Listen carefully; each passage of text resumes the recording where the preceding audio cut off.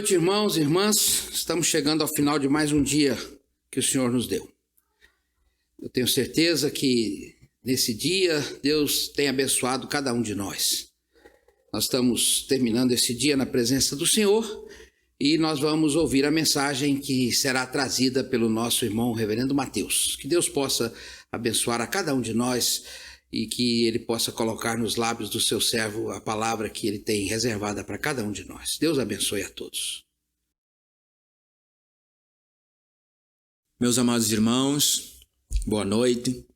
Mais um domingo na presença do nosso Deus. Nos alegramos por podermos estar aqui para aprendermos mais da sua palavra, para podermos partilhar aquilo que o Senhor tem para nós, para nos transmitir nesta noite.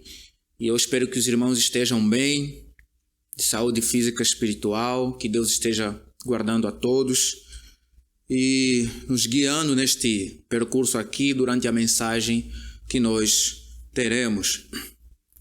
Peço aos irmãos que abram a Sagrada Palavra na primeira carta, segundo escreveu o apóstolo Pedro, primeira carta de Pedro, capítulo 1, versículo 13 a 21. Primeira carta de Pedro 1, 13 a 21. Diz assim a palavra do Senhor. Por isso, cingindo o vosso entendimento, sede sóbrios e esperai inteiramente na graça que vos está sendo trazida na revelação de Jesus Cristo. Como filhos da obediência, não vos amoldeis às paixões que tinhais anteriormente na vossa ignorância. Pelo contrário, segundo é santo aquele que vos chamou, tornai-vos santos também vós mesmos em todo o vosso procedimento. Porque escrito está, sede santos, porque eu sou santo.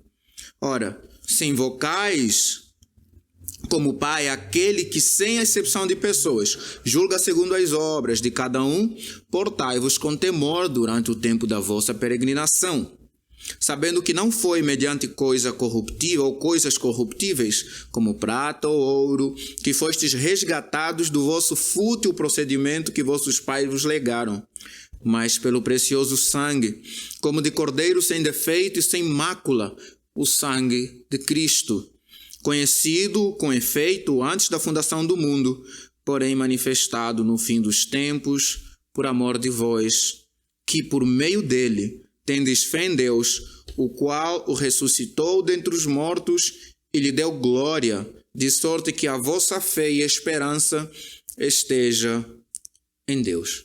Curve a tua cabeça e oremos. Bondoso Deus, te agradecemos por este momento. Obrigado, ó Deus Pai, pelo privilégio de estar aqui, abrir a Tua Palavra, ler e meditar com os meus irmãos e irmãs que se encontram em suas casas, Deus Pai. Obrigado porque nós temos ao Senhor a quem podemos recorrer e de quem podemos buscar conselhos, exortação, para sermos guiados durante esses momentos que vivemos e durante o resto das nossas vidas. Obrigado, Senhor Deus, pela Tua Palavra. Ajuda-me a ser fiel a ela e ajuda os meus irmãos também a poderem abraçar esta palavra e aplicar em suas vidas, aplicar na vida, Senhor, dos seus familiares e assim sermos edificados, exortados e abençoados. Cuida de nós e perdoa, Senhor, os nossos pecados no nome de Jesus, nosso Senhor e nosso Salvador. Amém. Queridos irmãos, o tema da nossa mensagem é Evidências de uma igreja que espera a revelação de Cristo. Evidências de uma igreja que espera a revelação de Cristo.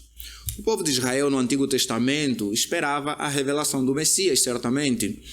E esta revelação havia sido profetizada pelos profetas. Por isso, eles olhavam todos os sinais possíveis daqueles tempos e os sinais apresentados pelos profetas para poderem ver se há algumas características em algumas pessoas que poderiam aparecer em suas épocas. Quem sabe o Messias não havia aparecido já? Então eles olhavam esses sinais.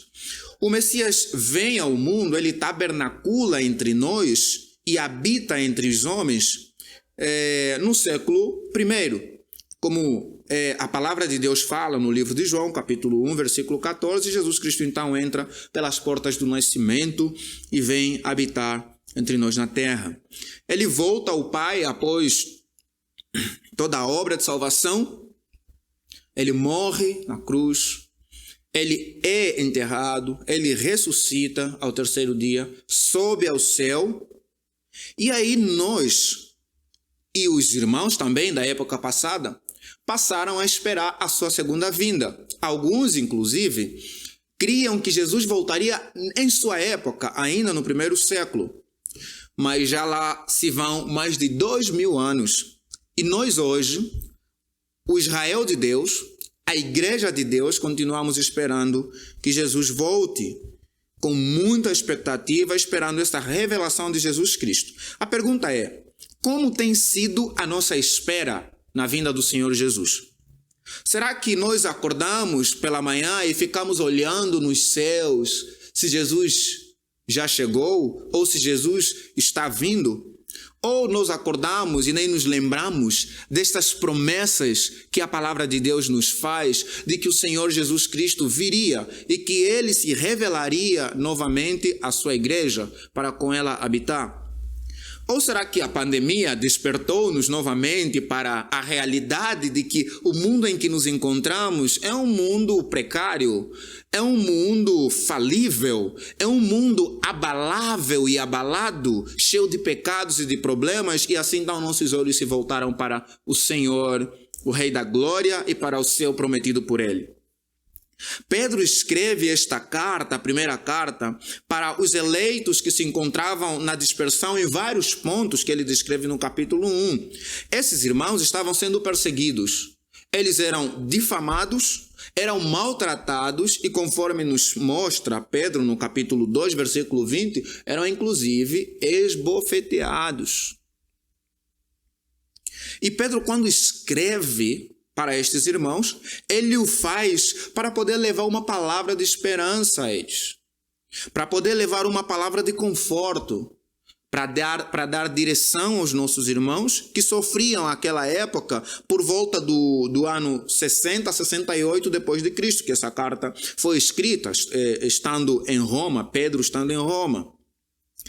Por esse propósito, então, Pedro aqui vai muitas vezes fazer com que os olhos dos irmãos sejam voltados ou estejam voltados para a herança eterna prometida pelo nosso Senhor Jesus Cristo e por todos os profetas e também os apóstolos que falaram a respeito do novo céu e da nova terra. E é o que ele vai fazer aqui nesta carta. Eu gostaria de resumir o que nós vamos falar hoje numa frase. Preste atenção, irmão e irmã. Tudo que nós falaremos aqui se resumirá na seguinte frase: devemos ter a esperança que Jesus virá e habitará conosco em uma terra perfeita, pois somos peregrinos nesta terra.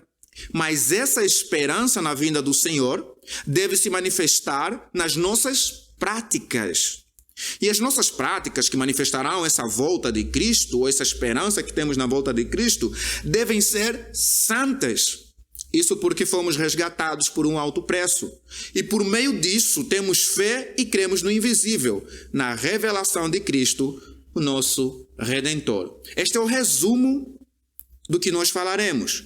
E o nosso primeiro ponto é a revelação de Jesus Cristo, versículo 13. Acompanhe comigo. Diz assim a palavra do Senhor: por isso, cingindo o vosso entendimento, sede sóbrios e esperai inteiramente na graça que vos está sendo trazida na revelação de Cristo.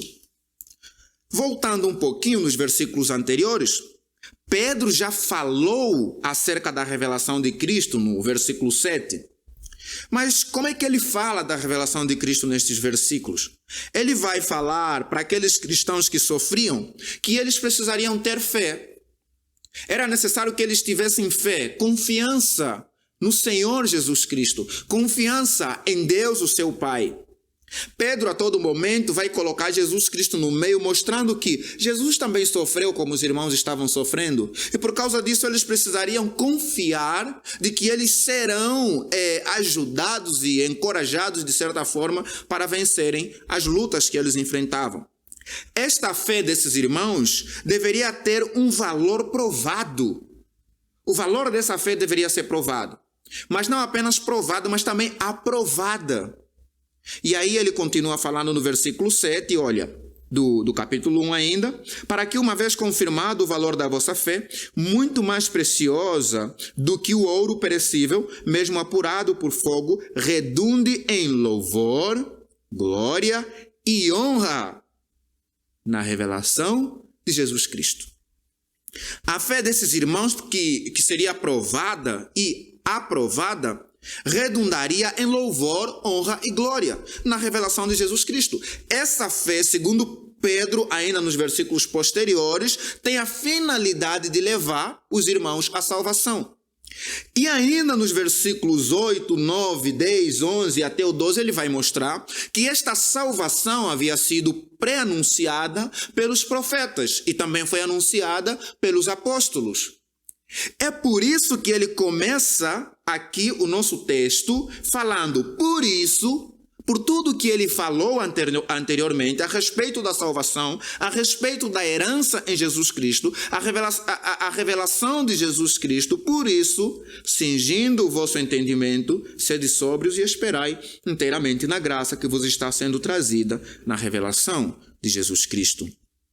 Por isso, nosso subtítulo aqui no primeiro ponto é a revelação de Jesus Cristo. Se a expressão usada para cingindo o entendimento significa preparar a mente para agir. Agir na promoção do nome de Deus. Na promoção da sua vontade, na promoção do seu reino, na promoção dos seus atributos, a fim de que o mundo o conheça e o reverencie, como nós cristãos o fazemos. Pedro é enfático aqui neste versículo. Colocai toda a vossa esperança na graça trazida na revelação de Jesus Cristo. Toda a nossa esperança. Se nós não olharmos na graça que será revelada, na revelação do Senhor Jesus, nós nos perderemos. Outra expressão, depois de ter explicado aqui a expressão cingindo o entendimento, outra expressão que precisa ser esclarecida é sede sóbrios. A sobriedade tem a ver com o autocontrole, com o equilíbrio. E Simon Kistemaker, ele vai aqui falar ou comentar aqui essa expressão e ele afirma: ele quer que a nossa mente esteja lúcida e o julgamento apurado para que possamos estar prontos para a volta de Jesus Cristo. A mente que deve estar livre de precipitação ou confusão. Deve rejeitar a tentação de ser influenciada por bebidas e drogas intoxicantes. Deve permanecer alerta. Pedro então escreve aqui aos irmãos para que eles estejam preparados, que suas mentes estejam preparadas para a promoção do nome de Deus, da sua vontade, da sua glória, dos seus atributos. E esta preparação, ao longo desta preparação, é necessário que haja autocontrole, equilíbrio. É necessário que nada desvie o nosso foco daquilo que é o mais importante na nossa vida. Olharmos ou depositarmos toda a nossa esperança na revelação de Jesus Cristo que se dará. Olha como Hebreus, o autor aos Hebreus, fala da revelação do nosso Senhor. Hebreus capítulo 9, versículo 28. Hebreus 9, 28 diz assim a palavra do Senhor. Assim também Cristo, ele começa a falar, eu vou começar do versículo 27, que fica melhor. E assim como aos homens está ordenado morrerem uma só vez, vindo depois disso o juízo, assim também Cristo, tendo se oferecido uma vez para sempre, para tirar os pecados de muitos, aparecerá segunda vez, sem pecado, aos que o aguardam para a salvação. Você entende, meus irmãos? Conseguem perceber? Essa é a esperança que nos está sendo transmitida pela palavra do Senhor. Jesus voltará pela segunda vez. E ele voltará para nós, para aqueles que foram salvos, aqueles que aguardam a salvação, essa salvação que será completa quando o Senhor Jesus Cristo voltar. Mas o próprio Senhor Jesus Cristo, através dos escritos do apóstolo João, no Evangelho de João, capítulo 14, ele vai nos falar da sua vinda. E vai nos falar que nós devemos nos sentir confortados e consolados, não turbarmos o nosso coração, porque de fato ele virá e estará conosco. João 14, 1-3 diz assim: não se turbe o vosso coração, aquietai-vos, credes em Deus, crede também em mim. Na casa de meu pai há muitas moradas. Se assim não fora, eu vou-lo teria dito, pois vou preparar-vos lugar. E quando eu for e vos preparar lugar, voltarei e vos receberei para mim mesmo, para que onde eu estou, estejais vós também. Vocês percebem por que Paulo escreve para aqueles irmãos que estavam passando por problemas, por lutas, por perseguições, até sendo esbofeteados, tendo dificuldades de comprarem às vezes coisas por conta da sua fé, por causa da sua fé? Ele escreve e falando para eles: depositem toda a vossa esperança na revelação que há de acontecer, na vinda do Senhor Jesus Cristo, porque nós habitaremos com Ele. Devemos, meus irmãos, ansiar sempre pela volta do nosso Senhor Jesus Cristo e pelo céu que se revelará juntamente com o Messias.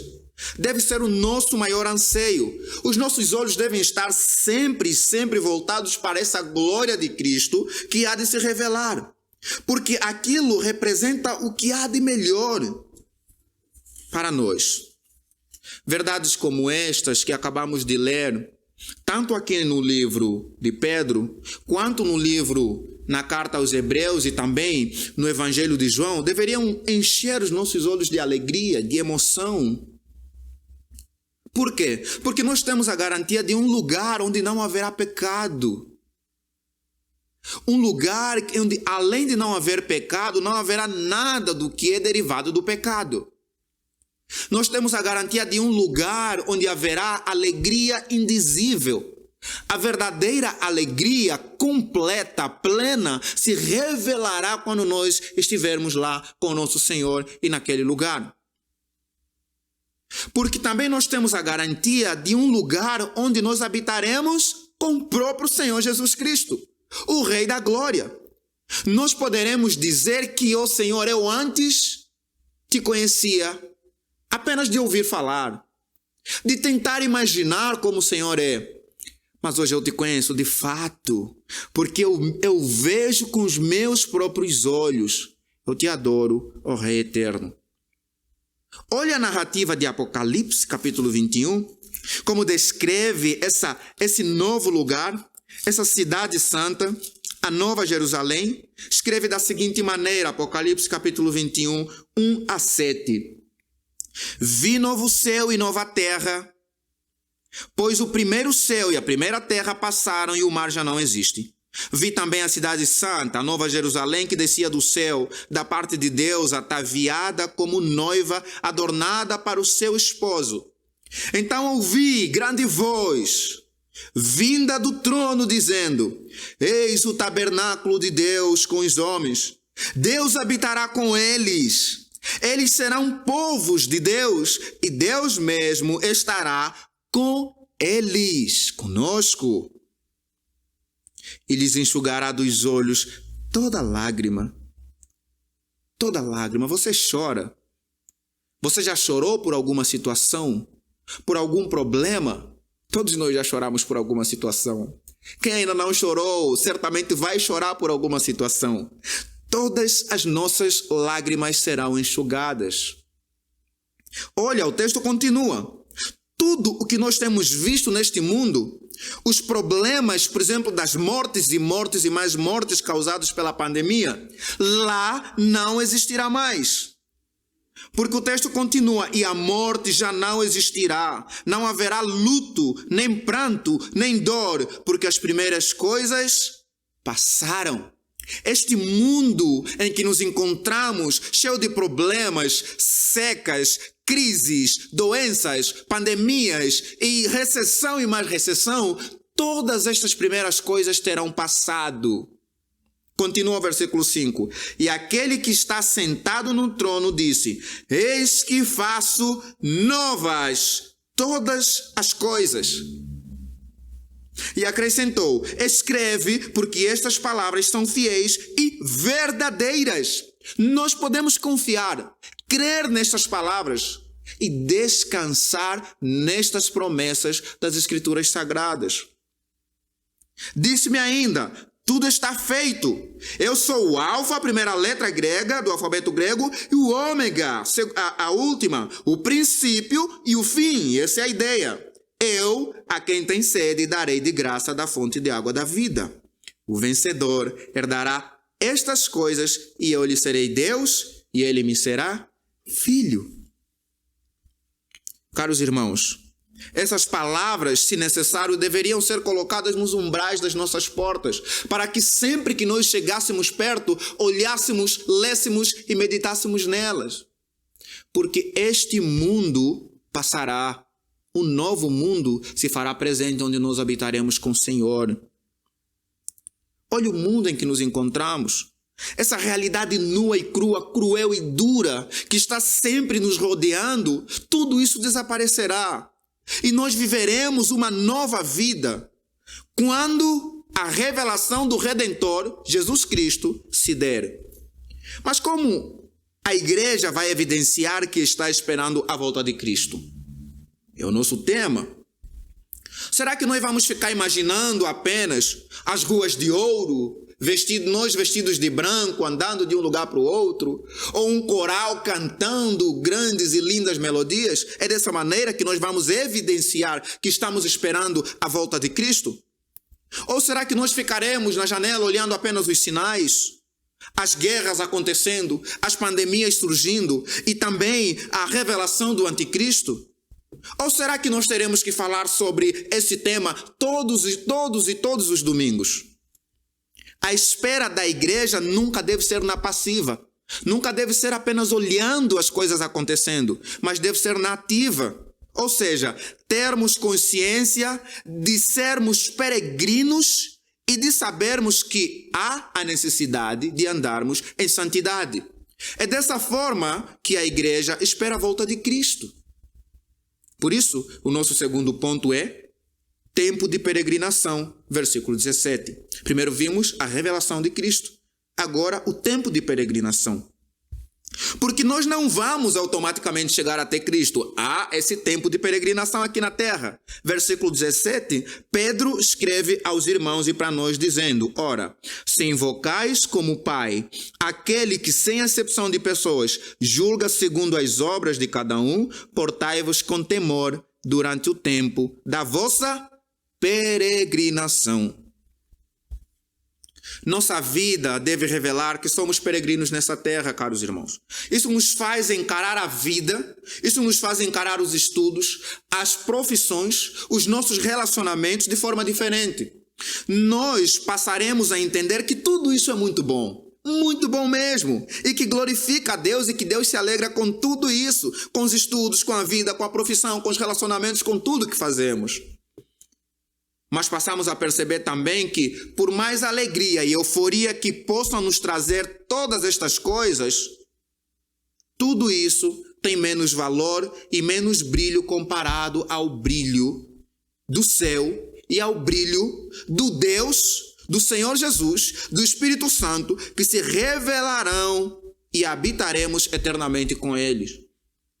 A carta de Paulo, a sua primeira carta aos Coríntios, no capítulo 2, tenta trazer essa ideia para nós.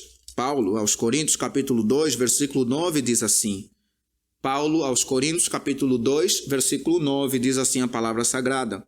Mas como está escrito, nem olhos viram, nem ouvidos ouviram, nem jamais penetrou em coração humano o que Deus tem preparado para aqueles que o amam. Não há imaginação tão fértil, caros irmãos, que consiga captar a glória que há de ser revelada para a igreja no porvir. Somos peregrinos, por causa disso nós devemos manter nossas expectativas na segunda vinda do Messias. Nós devemos nos desprender do amor natural que nós temos a esse mundo e às coisas deste mundo. Nós somos cidadãos dos céus, esta mensagem deve estar fixada em nós. E por sermos cidadãos dos céus, nós devemos fidelidade completa ao Cristo Jesus. E essa fidelidade e essa necessidade de nós termos essa ideia sempre em nossa mente não deve ser exercida de forma fanática, porque algumas pessoas, ao longo da história da igreja, até mesmo nas escrituras, os Tessalonicenses, por exemplo, quando Paulo escreve para eles pensavam que como Cristo está para voltar, eu não preciso fazer nada. Vou vender as minhas coisas, vou parar de trabalhar e eu vou apenas esperar que Cristo venha. Essa é uma forma fanática e desequilibrada de lidar com a vinda de Cristo. O que é que nós devemos fazer? Nós devemos entender que isso tem a ver com o nosso comportamento diário. O nosso comportamento diário, as nossas atitudes, a nossa forma de lidar com Deus e com todos os seus mistérios que algumas vezes não são compreendidos, tudo isso é que deve revelar que nós estamos em tempo de peregrinação nessa terra. Que nós somos cidadãos dos céus, não somos cidadãos daqui, dessa terra. Sem a consciência de que somos peregrinos nessa terra, nunca teremos coragem, por exemplo, de adiarmos ou de abandonarmos certas coisas para nós servirmos a Deus. Caros irmãos, se nós não tivermos consciência de que somos peregrinos nessa terra, nós jamais teremos coragem de mudarmos radicalmente a nossa vida e a nossa rotina. Nós, por exemplo, não nos incomodaremos e não mudaremos a nossa forma de cuidar dos nossos filhos. Nós nos deixaremos atingir pela psicologização da nossa sociedade, que torna os nossos filhos mimados, torna os nossos filhos líquidos a ponto de não serem tocados, livrando os nossos filhos do sofrimento, dos problemas da vida, achando que isso os salvará de alguma forma de vários outros problemas que surgirão e que estaríamos criando bons filhos. Na verdade, nós estamos descumprindo o que a palavra nos ensina quando ela nos fala que nós devemos usar a vara caso nós amamos os nossos filhos. A vara para a disciplina, bem usada. Não para maltratar o filho, mas bem usada. Se nós então não tivermos essa noção, por exemplo, nós também não teremos cuidado com o cônjuge. Nossos casamentos não serão casamentos que visam a glória de Deus, porque sabemos que a qualquer momento ele se revelará. Nós não teremos preocupação com os programas que assistimos na TV. Nós assistiremos os programas mais impuros possíveis. E sem nos sentirmos afetados e preocupados e de alguma forma até preocupados com o que está acontecendo. Nós não nos preocuparemos com os youtubers que nós seguimos. As nossas crianças não terão problema, por exemplo, de assistir Felipe Neto e tudo o que ele recomenda que é antibíblico. Nós não teremos problema de vermos qualquer tipo de arte e ouvirmos qualquer tipo de música. Não que haja música do mundo e música de Deus, mas músicas que evidentemente não glorificam a Deus, que exaltam o homem e muitas vezes expõem a imundícia, a podridão do homem. Essas músicas não devem fazer parte do nosso repertório como cristãos. Se não vivermos conscientes de que nós somos peregrinos, a vida se resumirá no aqui e no agora. Então, crentes jovens que namoram, eles vão ter relacionamentos normalmente. Por quê? Porque a vida deles se resume no aqui e no agora. Eles não visam algo além. E é isso o que o cristianismo muitas vezes tem se tornado. Quando perdemos a noção da nossa peregrinação nessa terra, passamos a valorizar mais as coisas terrenas e nós violamos as leis de Deus. E em certos momentos parece que nós estamos no controle de tudo. Nós planejamos como se Deus não existisse, como se nós fôssemos o Todo-Poderoso e Soberano. E isso vai revelar que nós estamos longe dos propósitos de Deus para a nossa vida. Um exemplo que mostra que nós não temos noção de que nós somos peregrinos nessa terra é o fato de que os estudantes, aqui no Brasil em particular, eu passei a notar e tenho notado muito no Brasil, os estudantes dão um tempo para Deus. Literalmente eles dão um tempo para Deus, como eles dão um tempo para um namorado, amigo, para qualquer pessoa. Como? Eles dizem, por exemplo, eu vou me preparar primeiro, eu vou estudar, e quando eu terminar as provas e a minha formação, aí eu voltarei para cultuar a Deus. Isso me soa muito estranho, porque muitas vezes esses estudantes, principalmente na época do Enem, e agora foi lançada aí as novas datas do Enem, janeiro e fevereiro, esses alunos têm tido a coragem de chegar, logicamente que eles não falam isso, mas eles pensam isso e acabam fazendo isso. Eles chegam até Deus e falam assim: Senhor, o negócio é o seguinte, eu sou estudante, o Senhor sabe muito bem, e o Senhor sabe como é difícil, nós temos que ralar para passar no Enem. No Enem, as provas, principalmente quando tem a ver com medicina e outros cursos, é difícil. Então, eu quero pedir ao Senhor apenas 4 semanas, dependendo de como eu avançar, talvez 1 mês, talvez 2, 4 meses para eu estudar. Quando eu terminar de estudar, eu prometo que eu volto a cultuar, eu prometo que eu volto a participar do estudo bíblico, eu prometo que eu volto a participar das reuniões de oração, eu prometo. Mas enquanto eu estou estudando para o Enem, Deus, eu estou de férias espirituais da tua obra. O que assusta é que os pais permitem e apoiam isso. Tem pais, inclusive, que chegam para o pastor e eles dizem: o meu filho ficou em casa porque a semana foi muito puxada na escola, eu preferi que ele descansasse. E eu não sei onde me enfiar, porque eu fico com vergonha desses irmãos e irmãs. Isso revela que nós não temos noção de que nós somos peregrinos nessa terra. Isso revela que nossa vida a nossa vida se resume ao aqui e ao agora. Nós preparamos os nossos filhos para o mercado para terem uma vida próspera, mas nós não nos importamos com a vida espiritual deles. O que Deus acharia dessas propostas que nós temos feito?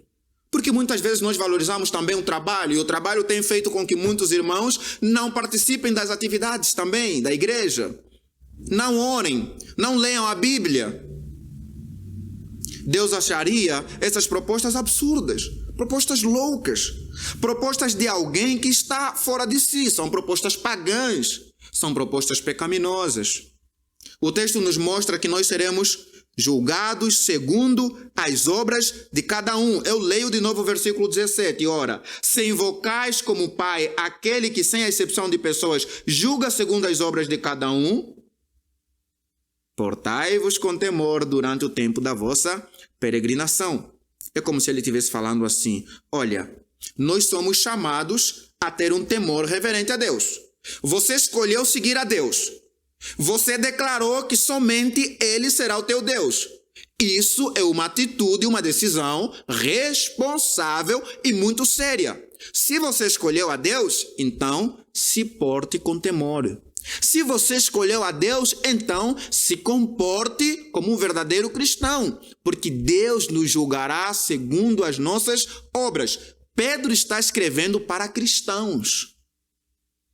Nós sabemos que nem todo mundo que frequenta a igreja é cristão. Para nós cristãos, serve esta palavra. Para aqueles que frequentam e não são cristãos, também serve. Para se converterem, para buscarem a Deus, para amarem a Deus. Caros irmãos, nosso Deus é ao mesmo tempo Pai e é também juiz. Por isso essa advertência da Sagrada Palavra. Em terceiro lugar e último, a santidade em todo o nosso procedimento. A revelação de Cristo. Depois vimos que é necessário reconhecermos que estamos em tempo de peregrinação. E agora a santidade em todo o nosso procedimento. Ok, durante o tempo de peregrinação, como é que nós devemos viver? Eu já comecei a desenvolver e vamos continuar aqui nesse desenvolvimento. Versículo 14 a 16 diz assim: como filhos da obediência, não vos amoldeis às paixões que tinhais anteriormente na vossa ignorância. Pelo contrário, segundo é santo aquele que vos chamou, tornai-vos santos também vós mesmos em todo o vosso procedimento. Porque escrito está: sede santos, porque eu sou santo. Nossa esperança na revelação de Cristo e a nossa consciência do nosso tempo de peregrinação passa pelo caminho da santidade, caros irmãos. Por isso, nós não devemos nos amoldar às paixões que tínhamos anteriormente, quando nós ainda éramos ignorantes. À luz da verdade, e na verdade Cristo é a própria luz e Ele é a própria verdade, Senhor se revelou a nós e Ele é o nosso conhecimento.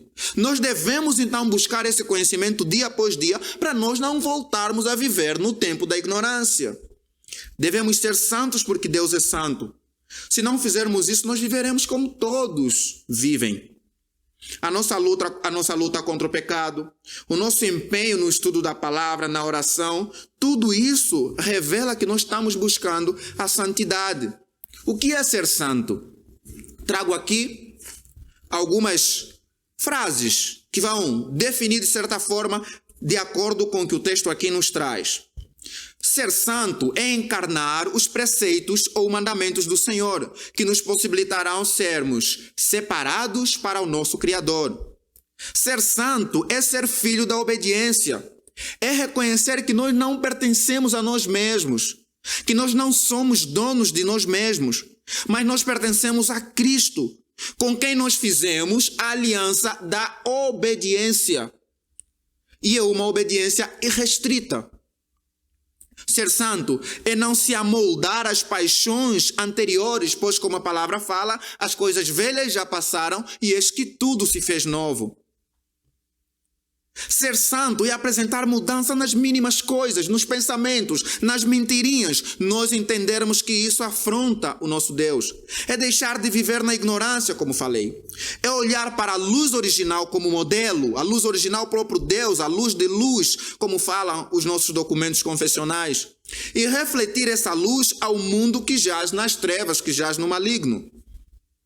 A absoluta perfeição do próprio Deus é o próprio padrão e a própria motivação para nós sermos santos. Nós somos santos porque o Senhor é santo. A perfeição de Deus deve nos levar a lutar para nós vivermos em santidade constante. E nesse processo de santificação nós não lutamos sozinhos, porque Deus caminha conosco pela sua misericórdia e pela sua graça. Qual é o limite? Qual é o tempo durante o qual nós devemos lutar para sermos santos? Até a nossa peregrinação terminar. Enquanto nós vivermos, nós devemos nos portar bem, com temor e com santo temor, em todo o nosso procedimento. Os nossos irmãos arminianos, a Shiloh conta muito isso, porque a Shiloh foi assembleana. Ela me conta que sofriam muito porque a concepção deles da salvação é diferente da nossa. Eles entendem que cristão perde salvação.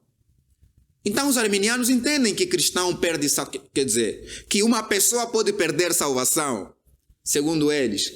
Para eles se manterem firmes na fé, todos os dias é uma luta tremenda, eles sofrem mesmo. Quando peca e corre para orar, faz sacrifícios e faz tantas outras coisas, porque eles não têm essa concepção da graça e da perseverança de Deus a favor dos santos. Porque é Deus que persevera em nós, não nós. Por outro lado, nós os reformados que cremos que nós perseveramos porque Deus persevera em nós, ou seja, cremos na doutrina da perseverança dos santos, muitas vezes nos tornamos insensíveis e acabamos fazendo amizade com alguns pecados, porque nós achamos, já estamos salvos mesmo, então vamos caminhar com a vida, se eu pecar Deus vai me perdoar. Na verdade, já todos os meus pecados, até aqueles que eu vou cometer, já foram perdoados. E nós acabamos adotando alguns pecados como sendo nossos pecados de estimação. Nós não devemos ir para um extremo nem para o outro. Nós devemos buscar a santidade. entendendo que se nós pecarmos, Deus nos levanta, mas que o nosso pecado ofende ao nosso Deus. Mas o que deve nos motivar então a viver uma vida santa? Primeiro, a revelação de Cristo. Mas segundo, a obra que Cristo fez para nos salvar. Versículo 18 a 21, Pedro agora vai mostrar que nós devemos viver essa vida santa, de peregrinação santa, sabendo, versículo 18, que não foi mediante coisa corruptível, como prata ou ouro, que fostes resgatados do vosso fútil procedimento que vossos pais vos legaram. Aqui é a ideia de que nós adorávamos ídolos pagãos. Porque Pedro escreve não apenas para judeus, mas também para gentios. Então, essa adoração pagã que nós tínhamos, que os gentios tinham, ou os problemas que os pais judeus também legaram aos seus filhos, tudo isso era o fútil procedimento. E aí, versículo 19 fala: mas pelo precioso sangue, como de cordeiro, sem defeito e sem mácula, o sangue de Cristo. Aquele fútil procedimento, aquilo era corruptível, era perecível, era descartável, mas o sangue de Jesus Cristo não. É precioso, como de cordeiro sem defeito, sem pecado, capaz de nos purificar de fato, como os cordeiros eram apresentados sem defeito segundo o requerimento do nosso Deus. Esse Cristo que é conhecido com efeito antes da fundação do mundo. Lembra do texto de João? Tanto o Evangelho de João, capítulo 1, quanto a primeira carta de João, no capítulo 1, também 1, onde João mostra Jesus Cristo em harmonia plena com o Pai no céu. E aí fala que no princípio era o Verbo, e o Verbo estava com Deus, e o Verbo era o próprio Deus. É o que está sendo falado aqui. Antes da fundação do mundo, Cristo já existia. Porém, ele entrou pelas portas do nascimento, entrou no nosso mundo. E aí fala o versículo: porém, manifestado no fim dos tempos, por amor de vós, pelo amor de nós, ou por nos amar, Jesus Cristo se manifestou. Que, por meio dele, do Senhor Jesus Cristo, tendes fé em Deus, o qual ressuscitou dentre os mortos e lhe deu glória, de sorte que a vossa fé e esperança estejam em Deus. Não em homem algum, não na ciência, como se fosse um Deus, não na economia, como se fosse um Deus, não nas coisas corruptíveis, mas que a nossa esperança esteja em Deus. É isso que nos motiva a vivermos uma vida santa, porque nós fomos salvos não por algo corruptível, mas por algo incorruptível, porque Cristo morreu, derramou seu sangue na cruz para nos salvar, para poder nos levar para junto do Pai, para nos religar ao Pai e assim nós esperarmos, durante o tempo da nossa peregrinação, a revelação do Senhor Jesus Cristo. Caros irmãos, para terminar, eu volto à nossa conclusão, ao nosso resumo de toda a mensagem que eu já fiz com os irmãos.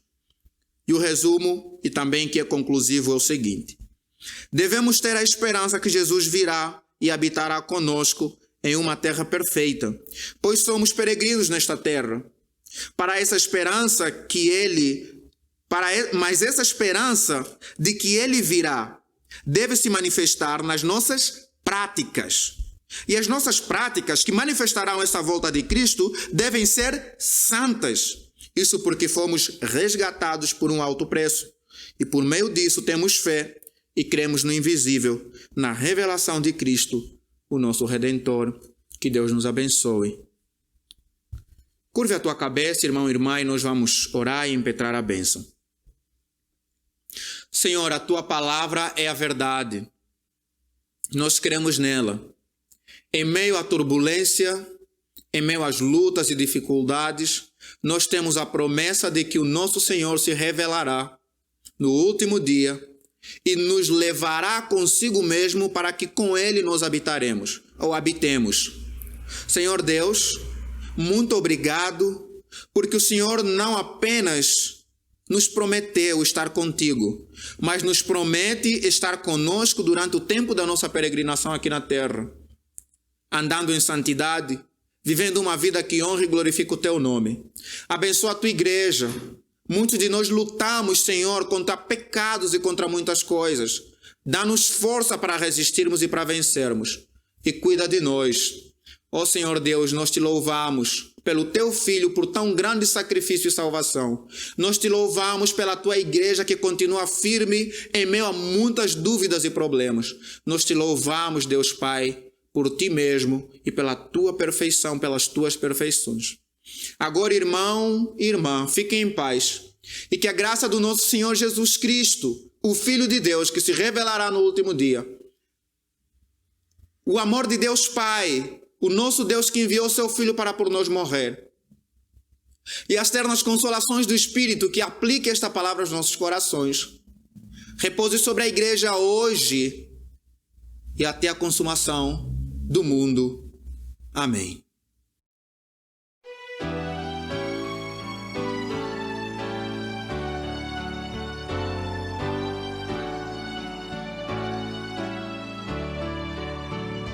Jesus, quão infinito é teu divino amor, além do nosso alcance, profundo é seu valor.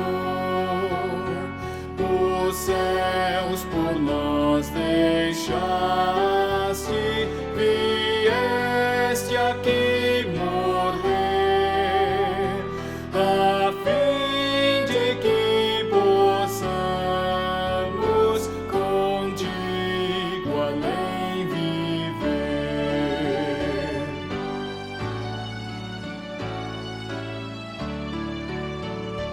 Por